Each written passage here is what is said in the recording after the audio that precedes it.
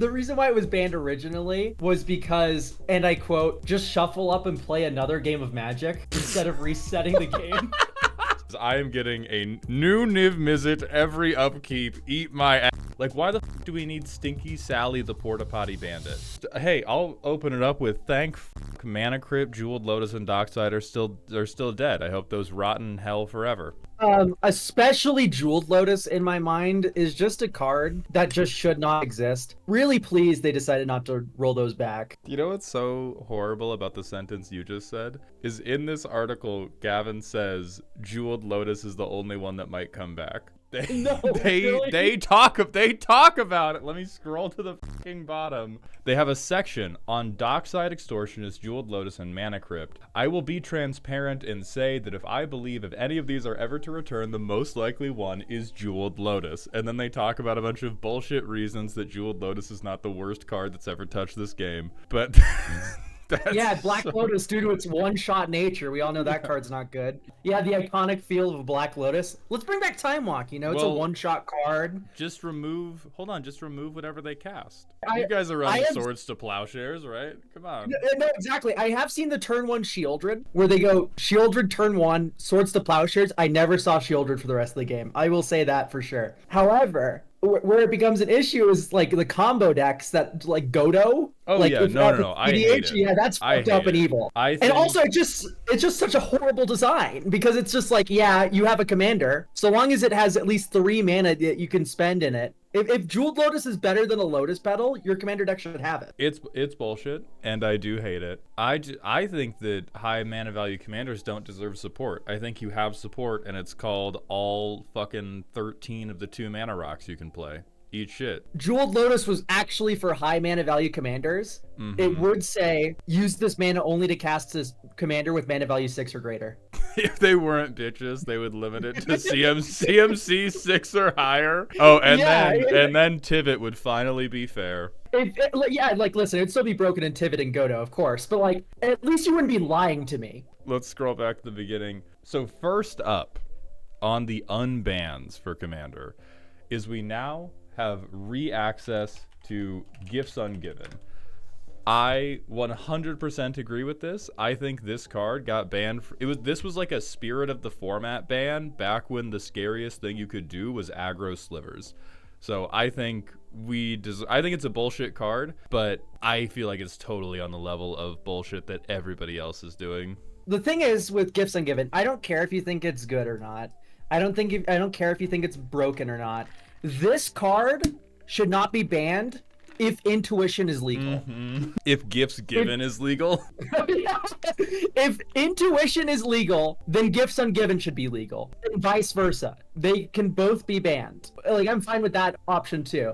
I'm happy that Gifts Ungiven is, like, I like blue double Entomb. That's cool. You can do a lot of funny stuff with this. I do think it has the like meaningful difference of intuition of you pull the double Entomb in Sultide. That's going to make a lot of people squeal really loudly. But for sure, they are close enough together that you can do the like, they're cousins. If one of them's in jail, the other one should be in jail because of the standing rule that we jail the family members of all criminals. Yeah. When it comes to Gifts Ungiven, it depends on what you tutor for. Of course, if you put Thassa's Oracle line in your tutor box, you're gonna explode the table, right? And this card's stupid. But like, legitimately, if you're like, I'm a Reanimator deck, I'm gonna put 2 giant fat monsters in my graveyard. I'm in Demir Reanimator. Like, the Gifts Ungiven being unbanned is fine because, like any other tutor, it's what you tutor for and how you build your deck, as opposed to, like, you know, the power level of the card itself. Like, Gifts Ungiven's really good. I think it's probably going to be one of the ultimate expressions of cut your tutor targets and not your tutors if you think the deck is bullshit. This might be the only one that goes over that line and is like, it's 4 cards. Like, this tutor's pretty fucked up. I might not have 1 card I tutor every single commander game, but if you let me grab 4 things every commander game, there might be like one, host of that show. Let's be honest, I'm already fucking doing this. Yeah, I mean, one thing I wanted to talk about, like, this was banned for like the spirit of like Sheldon Memory Magic, where he was like, oh, we don't tutor, we just hit each other with pool noodles and laugh the whole time. If you showed any of these, if you went back in time to when they banned Gifts Ungiven and you showed them your Caradora deck, the entire table has a heart attack. Not the commander table, the panel, the meeting room. They all just die on the fucking spot, looking at the like, oh yeah, and then I can go fetch Recruiter of the Guard with Bright Glass Gear Hulk, and then I can go fetch this other thing. Everybody would shit themselves. But today, pretty strong, but not an Avengers level threat. So let's move on to I think this next one is like in a dogfight for last place in terms of how powerful the things they unbanned are, which is Sway of the Stars, aka Blue Worldfire. Yeah. Pour a little sugar on this one, Elk. There's really nothing to say. You're not paying 10 mana for this spell. That's for certain. You're finding some fucking evil, vile way to cheat this into play, whether that's with Omniscience or whatever. And then you're doing some fuckery with this card, like, ooh, I've plotted like 6 free spells in Simic or something, and now what I'm gonna do is sway the stars off my Omniscience, and I'm going to proceed to kill the table with all the free spells I can cast from exile now, because this doesn't touch that. So that's what's happening. However, that doesn't happen before like turn 8. So I think this will probably, I don't know if it's immediately shooting to number 1. I think this becomes an immediate Hall of Famer for cards people think they have a combo for that does not really work. It's like, oh, but then I can do this and this and this. I'm like, no, those are in your library right now. You need to have some other plan. Instant all timer, like legendary fucking cord. This is the Tom Brady of combos that don't actually win the game, but just like, oh, I take so many game actions. I have so much neuron activation. This is one of the cards where I learned that this was banned because of the unbans, and went, holy fuck, we banned this. The reason why it was banned originally was because, and I quote, just shuffle up and play another game of Magic instead of resetting the game. None of this would be possible without support from our highest tier Patreon members, so please join me and Little Nadu as we take a moment to thank Badger King, Sussedin, Christian B, Ryan A, Adam S, Solar Movie, Biggest Dickus, Kyle, Jess HW, Alpha Dog 2064, Crimson Viper, Zelenor, Otterfire, Dad Out for Milk, Kyler P, Bolus Brigade, Derek H, Phelan, B Leave, Dungeon Masters Consortium, Zach G, Bobby Joe Lord, Talamar Von Geist, Troper and their 37 different identities, Bradley T, Bo, Beefcake, and Silky Wilkie. Thank you all and enjoy the video. Hi everybody, welcome to the Mango Money Moment, a new segment that exists only because YouTube has told us that if their automatic mid-roll placer doesn't believe that my video has enough dead air in it to constitute a transitional phase, they will not put monetized ads in the middle, which can really cut into the editor's leak budget. So we're going to have these moments where we just stop and stare for a little bit. I want to talk about what is perhaps my favorite and the worst thing ever to do with this card, which is the Panoptic Mirror unban. This is the purity test. This is what I think is the other worst card that got unbanned, and I think is mostly a purity test, depending on how fucked up you think it is totally determined by how fucked up of a person you actually are. So Elk, what are you doing with this card? Well, you're taking infinite turns, right? That's what you do. Hold on. Extremely loud and correct buzzer. Thank you. They do talk about that. They say, like, we think this can be unbanned because chaining extra turns is already codified in the bracket system, and so if you're going to use this for fucked up shit, you are instantly in bracket 4 jail anyway because you're using it for turns. Again, my first thought, as the guy who thought the cool thing about Captain Howler was that Thrill of Possibility became card positive, was, oh, all the people who wanted Primetime unbanned can now imprint Cultivate. Cool. Well, Cultivate gets only basics, good sir. Yeah, it's close. What lands are you running, Elk? That's what I fucking thought. Extremely loud, incorrect buzzer. Again, we just keep purity testing. But yeah, like there's so much stuff where I feel like this winning the game is a game that should have ended and is at a level of play where you should be able to deal with it. I want to say, even extra turns on this thing is like kind of fair. Oh, like what? Oh, you don't have artifact removal? Oh, you can't. Oh. It's 10 total mana to get running. And that's like pretty nuts to do in like bracket 4 jail. Yeah. Even with infinite turns, this is kind of like fair. And honestly, I kind of oppose the infinite turns or chaining turns thing at bracket 3. I do think chaining turns is a bit bad if you have like a Narset non-deterministic turns deck where you're like, will I brick, will I brick, will I brick, fourth time will I brick. That's not fun. But if you have deterministically infinite turns, I fail to see how this is different than like a turn 7 combo win, right? Because if you have infinite turns, I'm never getting a turn again. I feel like that is a thing where they have made that different because of how it plays out in practice, because for some fucking reason, motherfuckers will get so spiteful about deterministically infinite turns in a way that they never get about deterministically infinite damage. Like, I've had people scoop to me when I'm playing Is It Storm well before I get there, because they see a gutter snipe and they go like, yeah, I'm dead. But if you can tell somebody I'm taking 10,000 turns right now, and they will look you dead in the eye and go, I think you might not have it. I asked Rachel Reeks about it, actually, and she said quite plainly, the reason why they're kind of like this is because there's just like not really a separator. Like, they feel kind of similar, like infinite turns and chaining turns. Like, there can be a little bit of like overlap between those two things, which I understand completely. I'll just bring it up in Rule Zero conversations, but it feels a little bit like a bug and not a feature that I have to go like, listen, this is my Tekkathal deck. I proliferate my Magistrate Scepter and take infinite turns. And I have to disclose that, where meanwhile the Blood Artist Schmo Joe across from me doesn't have to do shit. Like, yeah.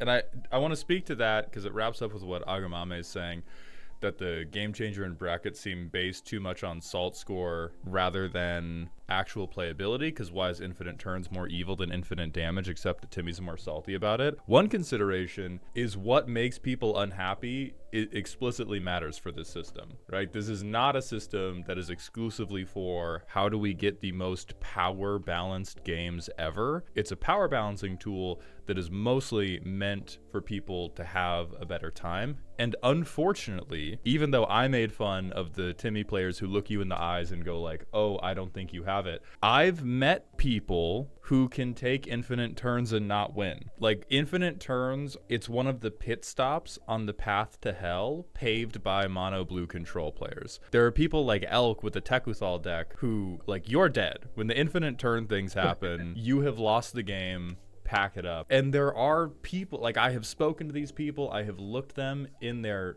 empty eyes, and they have been like, yeah, I can take infinite turns, but if you have a like flying blocker, if you have Zatalpa, the alphabet soup dinosaur, I might not be able to kill you because I spent so much of my like deck's power budget on going infinite and none on going infinite in a way that matters. And so like, I do get it.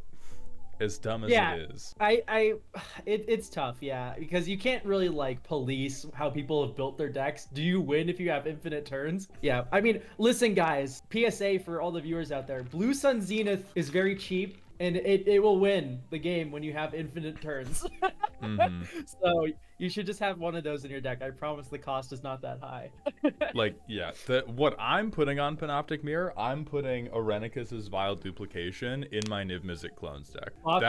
That's what I'm using this for, is I am getting a new Niv Mizzet every upkeep. Eat my ass. I need to peek at like my decks to like see what I would even put. Saw in half would be sick. Yeah. In Ira, just repeatedly saw in half Grey Merchant of Asphodel every turn. Oh, I also, the reason I called this a purity test, I dogged on Elk just because they were here and that's like Prey Drive kicked in. But the reason I called this a purity test, and I will trust one of you fine folks on the internet to get this next section to Joe Johnson any way you need to. The reason I know this card is for evil people is because I know Joe Johnson looked at this card and went, holy shit, I can cast All Is Dust every upkeep.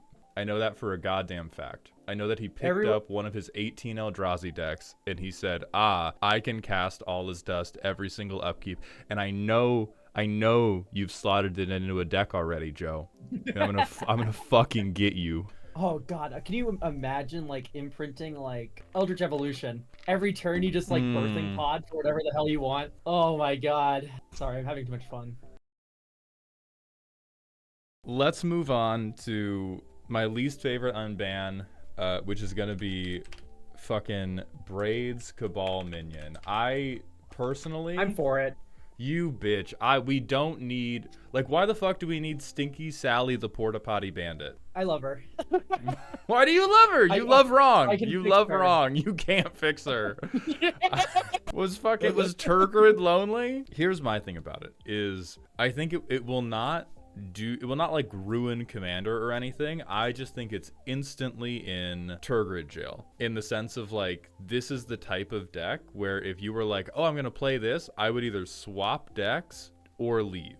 Braids has the Trinisphere thing going on where she's broken at high power and she's a wet fart at low power. Oh yeah, listen, if you show me the deck list and you're like, I swear on my mama that I do not have Soul Ring or Dark Ritual, yeah, we can play this. That's great. You want like a guaranteed sack trigger every turn for your Aristocrats or Reanimator thing? Hell yeah, go off. But it's just like, I feel like in high power, we're coin flipping whether or not I can make you all concede turn 1. Well, the thing is with Jeweled Lotus being gone now, that's actually like kind of like a task now. I mean, I think the thing is, it is a less frequent task, but it's a still totally doable one. Like, oh yeah, for sure. You can like Mana Vault and then Dark Ritual, Lotus Petal, yeah, right? But like it's a lot more of a task. Right. To what Renaissance is saying about that as a lightning bolt target, this was the thing where Gavin Verhey just wrote an entire paragraph that said run lightning bolt shit ass, and then did the textual version of vine booming all of us, which but he's right. I agree with it from a power level standpoint. I disagree with it from when they talked about unbanning things. They talked about like one of the 3 qualities they spoke of for something that made a good unbanned target was does not contribute to negative or runaway play patterns. And if I was going to summarize every Braids Cabal Minion deck in one sentence, it would be to create a negative and runaway play pattern. Yeah, that much is true. I will not disagree with that. I'm just saying without Jeweled Lotus, that happens like as often as like the turn 0 Thassa's Oracle win. That's not like, true. Yeah, no, like that's there's definitely a little desperately bit more to it. And so I think it's like everything else that got unbanned, right? I think Gifts Ungiven, incredibly powerful for the CEDH girlies.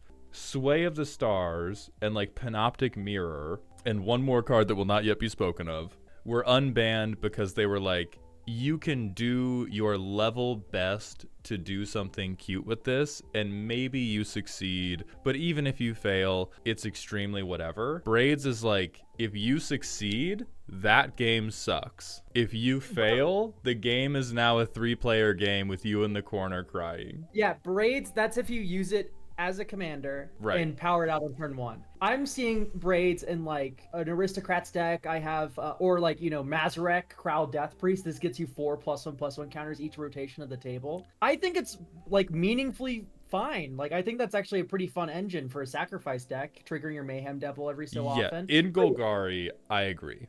Or in black plus anything. In the 99 of any 2 or 3 color deck, I think this is terminally fine, which is also what Gavin Verhey spoke to.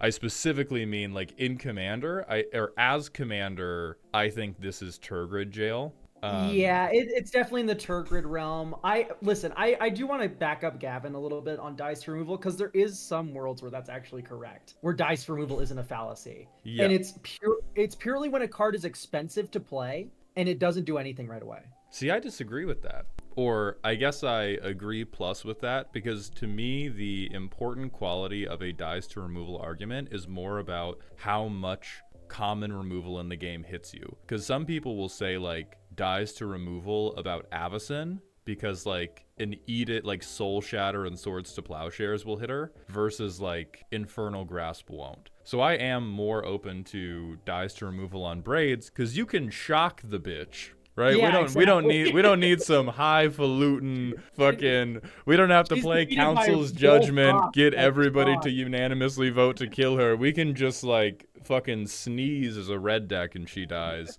So I am like more open for dies to removal than not. I just think it's like, I don't know who needed this as their commander, but I do know you're all sickos. That's really my, it's like, will it fail? Yes. I think the most likely outcome of this unban is for the next 4 weeks, the most annoying person you know at your LGS makes this their entire personality. And most of the time, somebody mulligans to removal and they get blown out of the game turn 1, and then they just complain the rest of the time. And then like 20% of the time, they stick it turn 1, you can't answer it, and you all just concede, and we're like, that was a fun 10 minutes. And then people will just stop playing it, and then it will go in all the Mazarek decks that Elk is talking about, and then it will truly be fine. Once we tape her to the underside of Marin, she will be fine. Yeah, for me, it's just like, whenever I hear, and this isn't going to happen at casual tables, this is why it's in bracket 4 jail. For me, when I hear Swamp, Dark Ritual,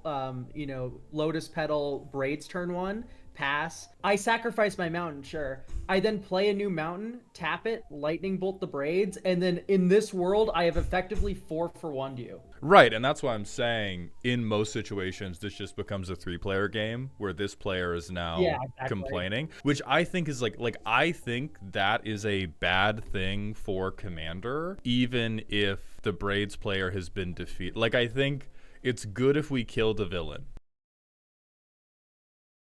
I think the fact that we have unbanned the villain in the first place for these shitty no good play path, like that is the perfect world. They would have just brought back banned as commander, and then this. But I think they're trusting for all the shit we give WotC. They actually do have like a pretty good sense of when people will socially ban something. And I think they're just trusting, like Gavin's trusting, people are going to socially ban Braids as commander, and Braids will be fine in the 99. And I do agree with that. Yeah, I think people who are gonna save themselves from themselves in a way where they're gonna get blown out and they're gonna be like, that wasn't that fun. I think I'll just put Turgid back in the command zone. Oh, actually. What if I?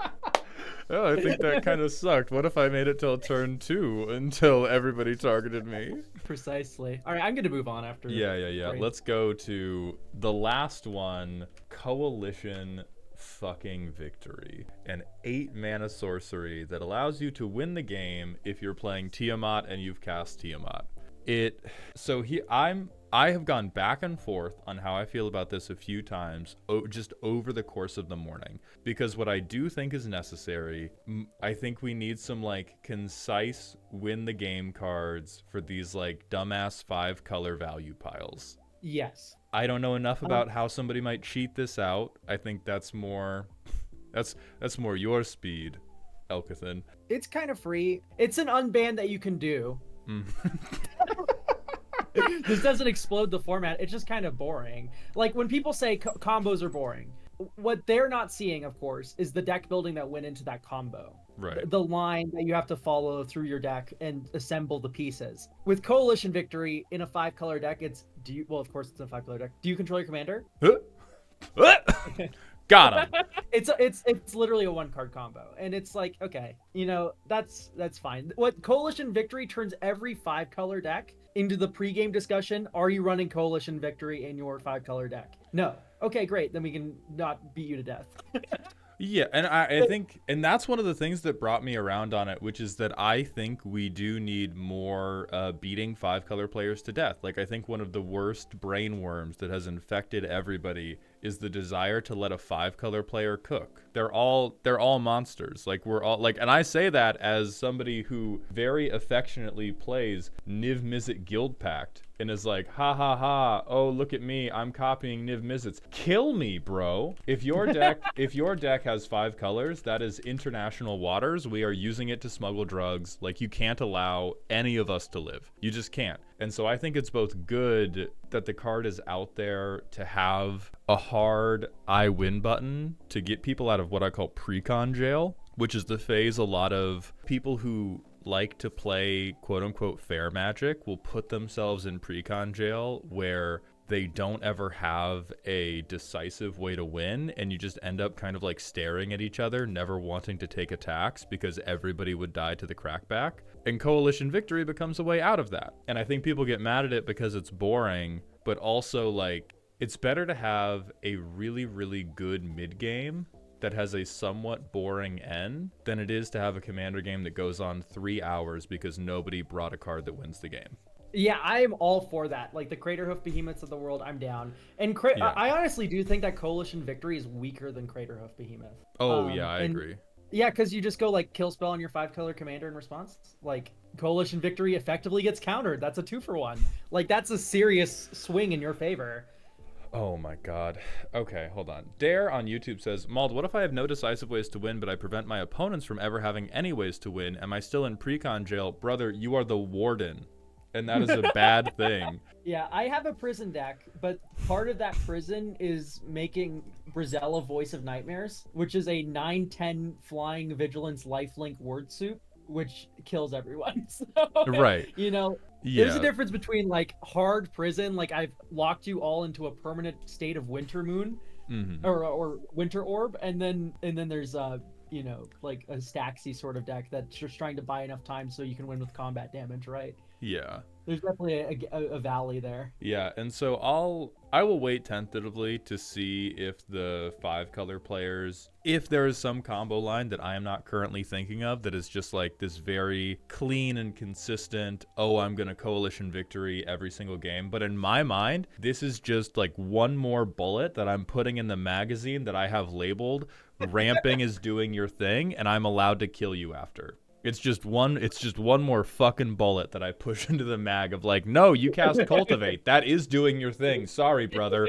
Bang, bang. I haven't even drawn a card off my Ristic study yet. Right. Instead of these, the why me's. The why me's of like, I don't know. You Sky Shroud claimed and you got enough triumphs to cover all 5 basic land types. You might be about to Coalition Victory us. Catch this Finn. Fucking die. My heart does go out to all the Coalition Victory players out there that are actually trying to like have 5 different monocolored creatures and like 5 basics. Like, cool. Oh yeah, if you show me Coalition Victory, everything is only 1 pip or it's all basic lands, that is like, we're pushing on bracket 1 and that. We're pushing on bracket 1 at that point. You can probably get like a good bracket 2. Like there's enough single color tutor things that I would believe that's like bracket 2 playable, but that would be like, oh hey, I'll pray for you. I'll get you some Gatorade for the halfway point, dude. Good luck.